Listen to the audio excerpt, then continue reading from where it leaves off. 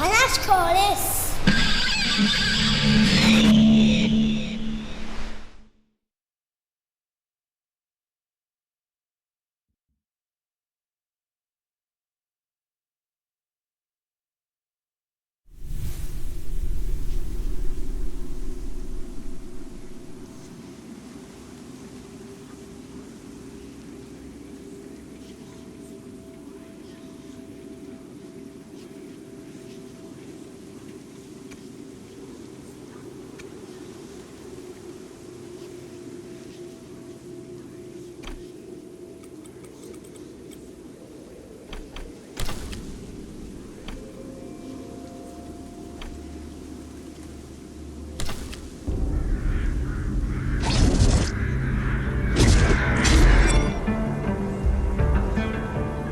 I was born to be the collector.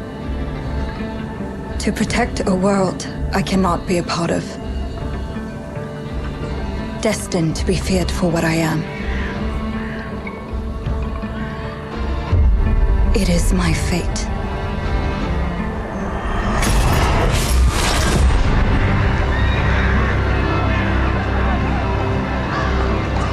I have devoted my life to facing them. Those granted the power to raise souls. Those corrupted by their gifts. Tilting the ancient balance toward cataclysm. But at last, their debt is due.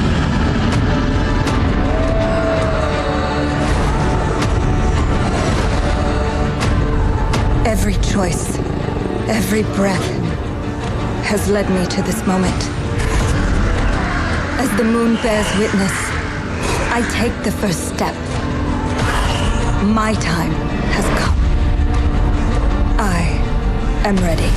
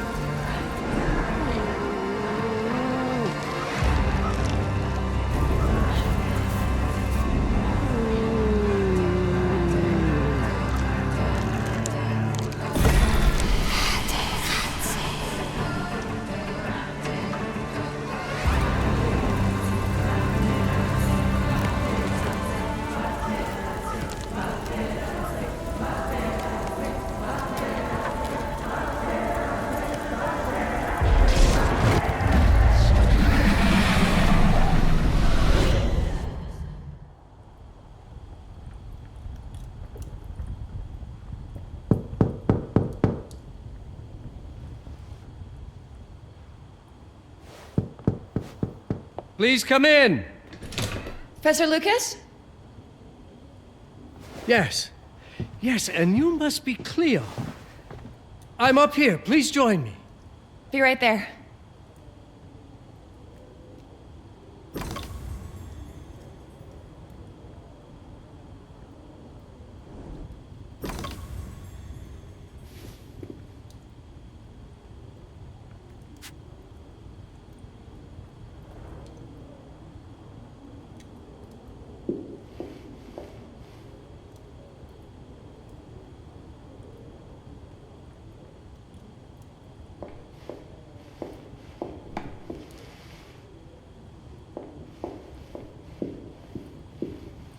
Please join me, Cleo.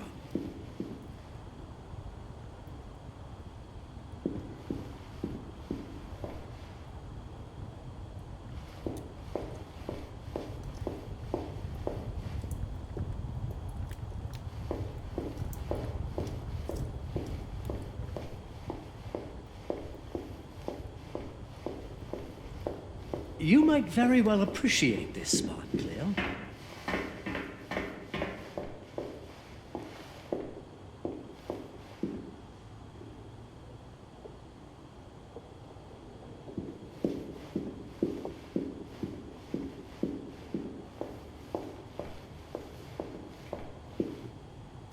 Pleased to meet you, Professor Lucas.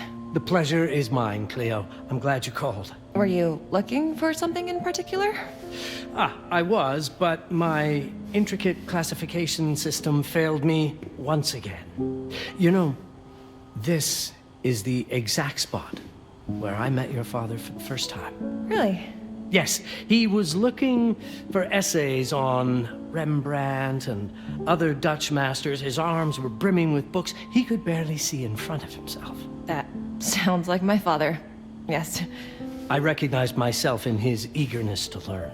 The same eagerness that brings you here, I suppose. Oh. Yes. I have the letter he gave me. Could you have a look? Absolutely. Let's go to my desk. So how's my dear friend Aaron?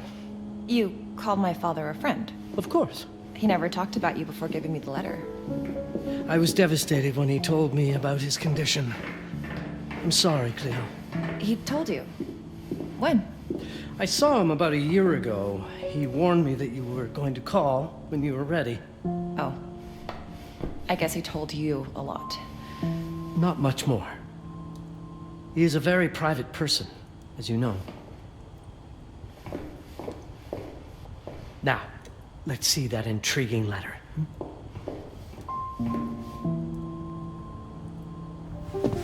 I can't read past the first line my father wrote. And then there's this last part at the end. Both are in English, but everything else is... I was hoping you could help me. I've never seen anything like this before. The writing seems to be hidden behind some sort of veil, and there's movement in it. It's like something organic. You're absolutely right. I've only seen this once before. I have a 300-year-old manuscript that has the same protective layer, which means that this letter is from the Zaindaris tribe. Zaindaris? Yes. It's a very ancient tribe. I wonder how your father got this letter.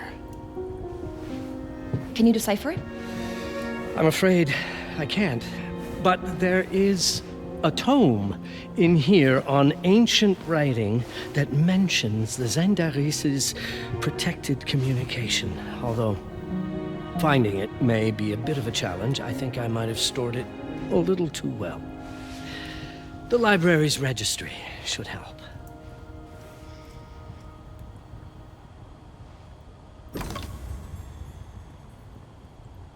Have you checked the ancient writing system section? The library's registry might help. It's right there in the center.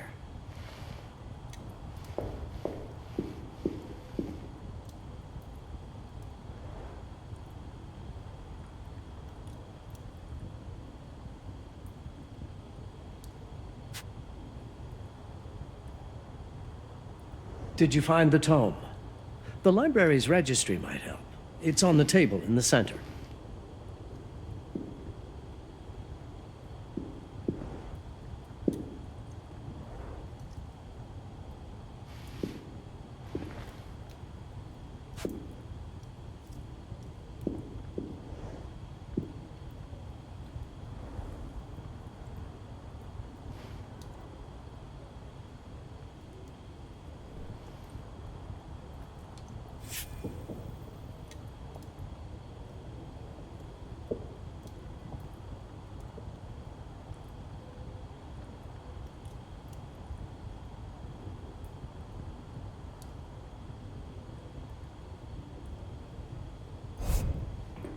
The Ancient Writing System section should be here, on the main floor.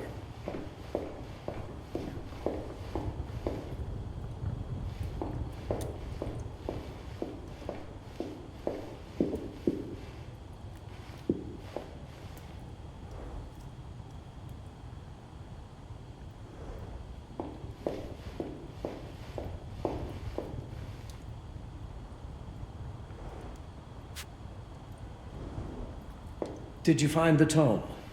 The library's registry might help. It's on the table in the center.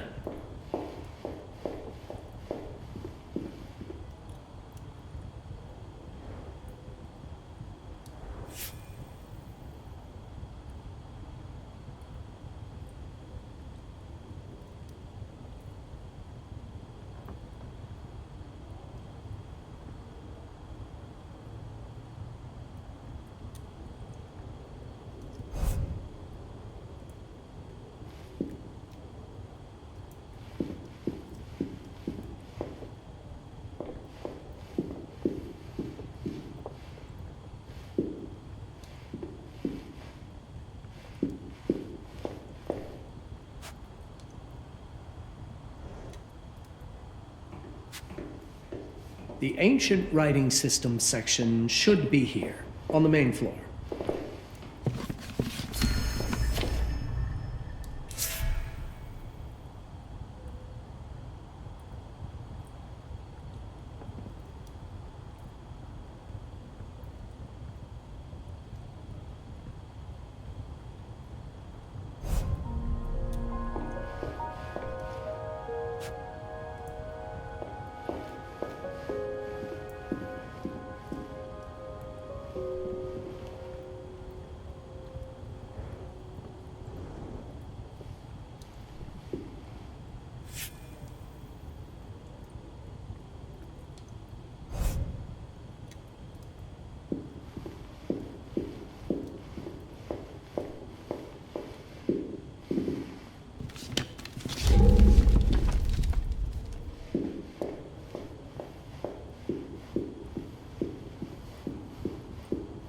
What did you find? Protected Zaindaris information was only decipherable through an object. Something called a heparin? Yes, of course. So you've heard of it before? I thought it was a legend. It varies depending on the source. I've never seen one. They said it appears as something unremarkable. I wonder, has your father ever given you something other than the letter? Something like a key or a pendant? He gave this to me when I was a child. But I don't think it has anything to do with... Fascinating. I don't see how this could help us decipher a language. Doesn't hurt to try.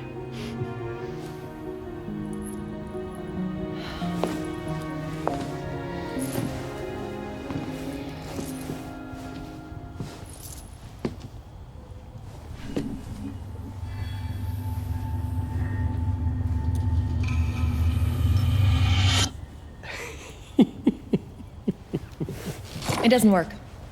It's all right. Aaron has thought this through. There must be something that we're missing. Something to activate it, maybe. What makes you so sure that my father was behind this? Would it really be so surprising? I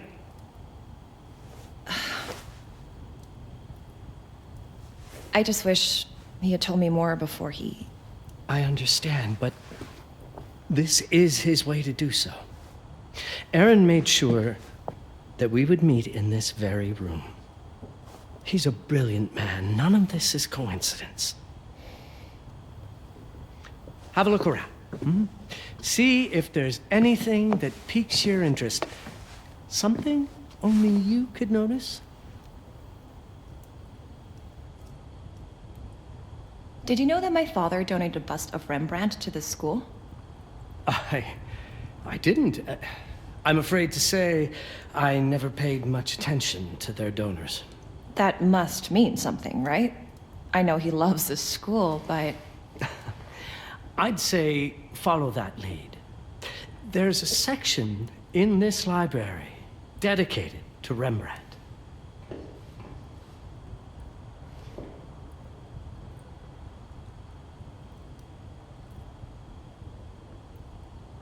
I'm not sure your father left you anything here, but I do know he would have wanted you to look into Rembrandt. You should take a look at the section dedicated to the master.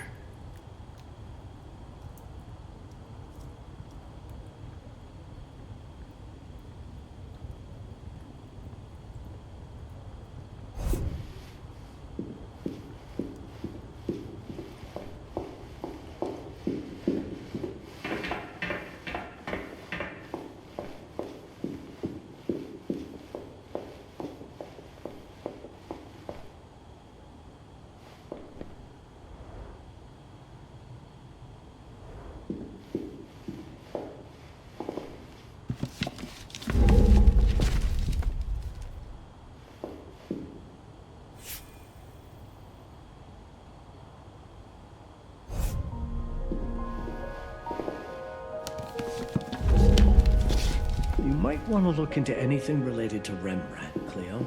It makes perfect sense if we try to think as your father would.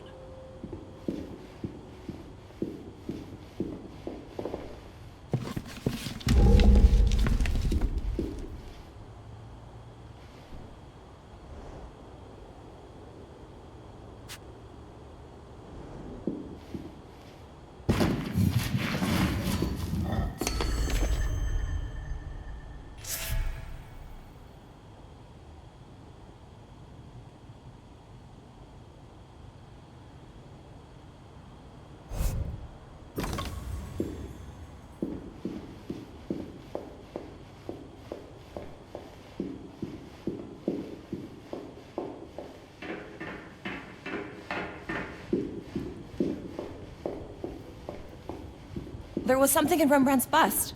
Of course. Dear Aaron, come, Cleo. Let us look at this together. My father left me a note. Wonderful. I don't understand it, but my name's on it. Let's see. Do you know what these symbols mean? It seems to refer to a special tool. A sacred tool, most probably, and blood. From, I think it specifies lifeline. Blood from a lifeline. I remember.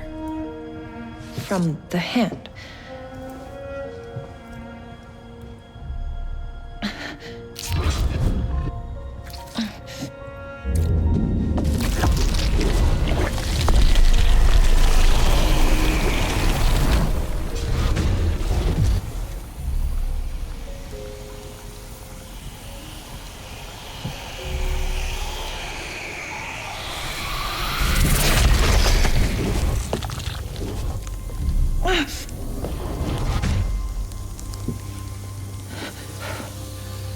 That's it.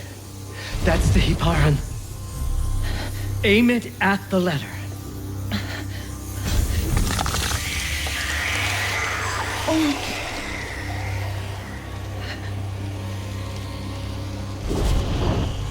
Are you all right?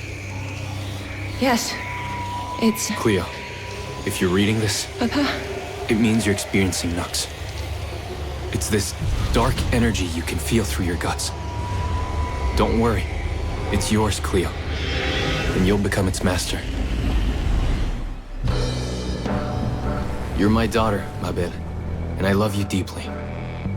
I once promised to tell you everything about your mother. This is it, but not the way you were expecting. Take these words as a guide, to prepare you for what's coming. It all started on December 30th, 1999. I was with Agnes, my girlfriend at the time.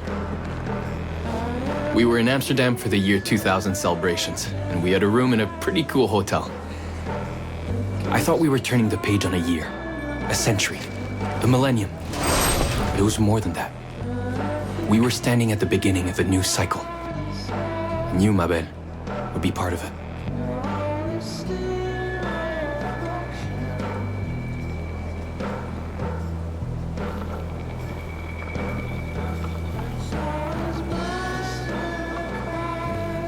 Everything starts with Agnes, as far as you and I are concerned, Cleo. But in fact, it's hard to grasp how ancient this story is.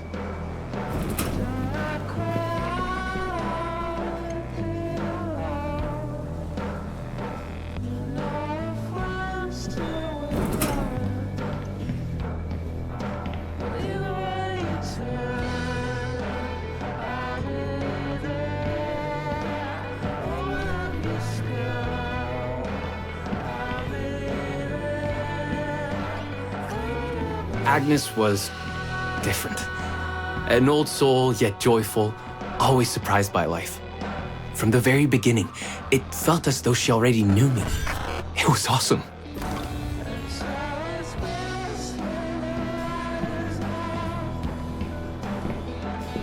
Agnes had planned something for us in our room that night. Some of her belongings had already been delivered. Ancient artifacts. I was fascinated. Truly, I had no idea what Agnes had in mind. But you know what, Cleo? I didn't care. I was in love.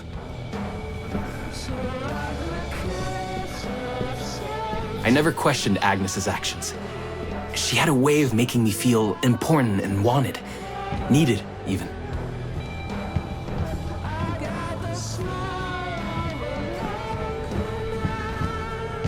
As we walked to her room, I felt a new kind of excitement.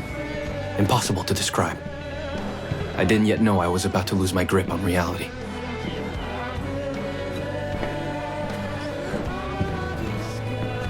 As you'll see, ma belle, losing my grip on reality is an understatement.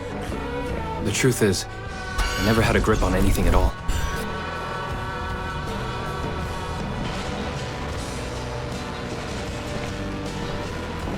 The closer we got, the more something stirred in my veins.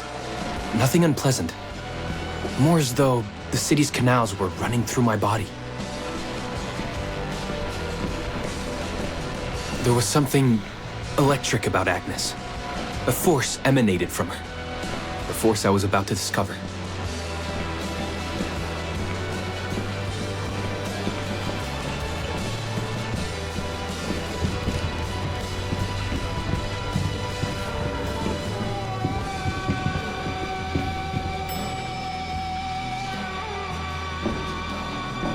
All in all, what awaited me in that room never felt threatening, Cleo.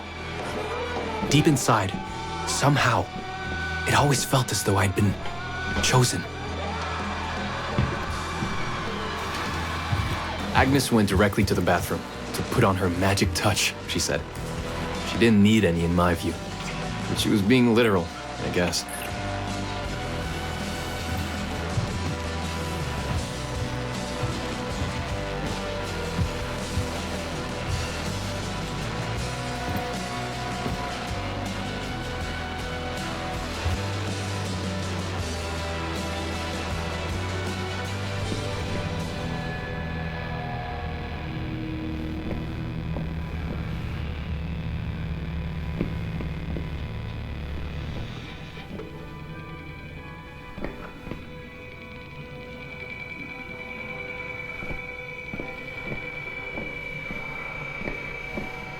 Could you set up my relics the way I told you to?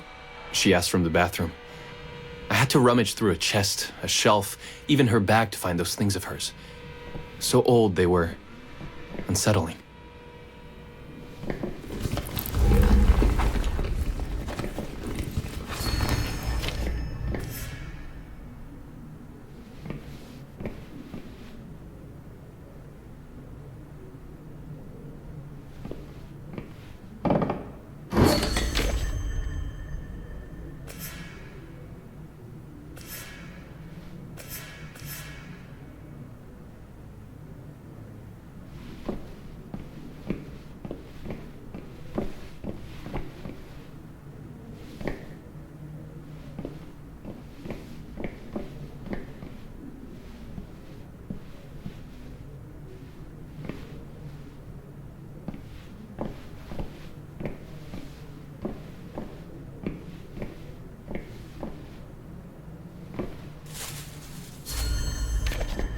Did all my mirrors get installed? She asked. Yes. They had been placed around the bed, and the bed had been moved. Even now, I don't know how, or by whom.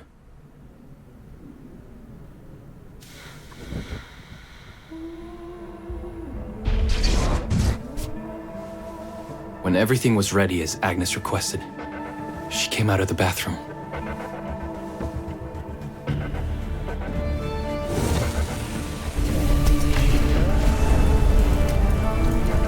She was...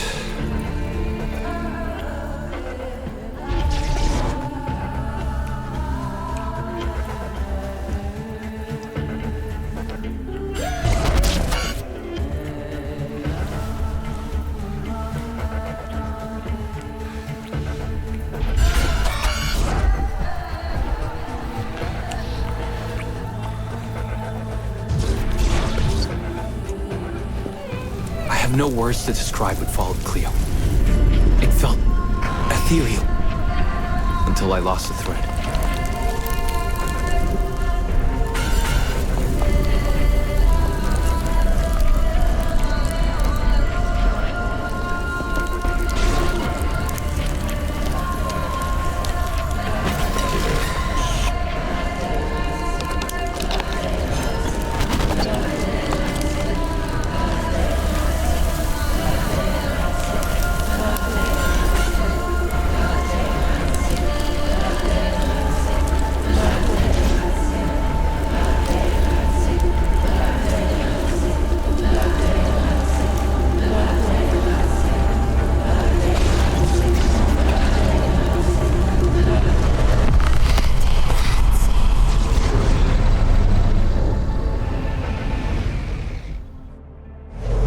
Woke up or something.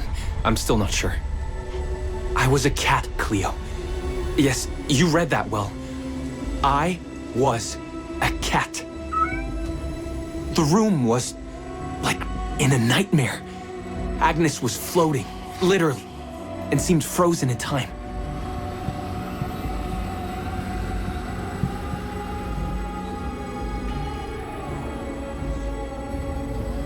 Of course, I thought I was dreaming, but not for long. It was too real somehow. I could feel the fur on my body.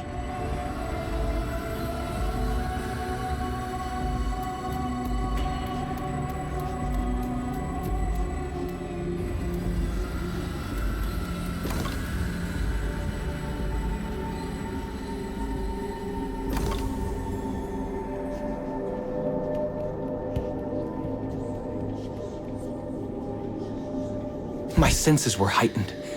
Everything I saw or heard became a voice calling me. Go further, and you'll see. Go further, and you'll see.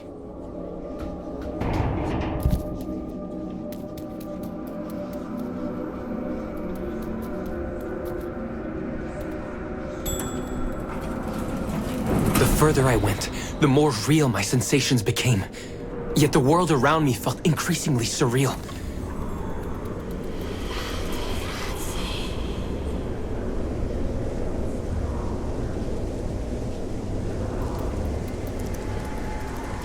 It was scary, disturbing, but something was definitely calling to me, from what seemed to be the other side.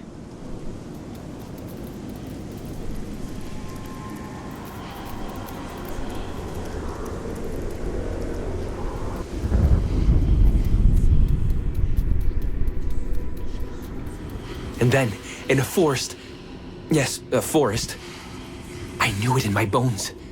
It was someone calling me. A woman. Things were blurring together, Cleo. My cat spirit, a thirst for freedom, for leaping onto anything, and my pull toward her calls.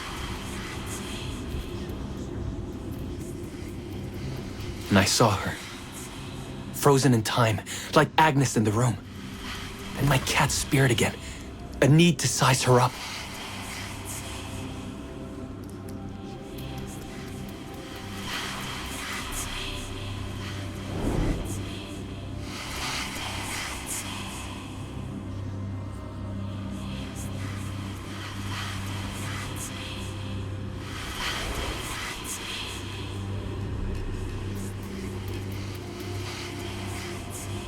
Then it happened.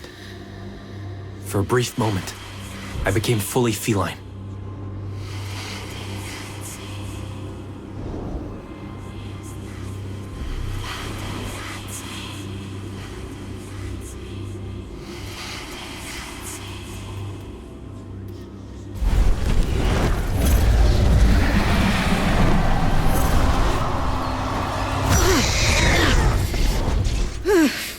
Welcome, Partake. Welcome, Aaron. Aaron? You know my name? We talk? I can talk? I was in shock, Cleo. Nothing made sense. Yes, you are my union. My Partake.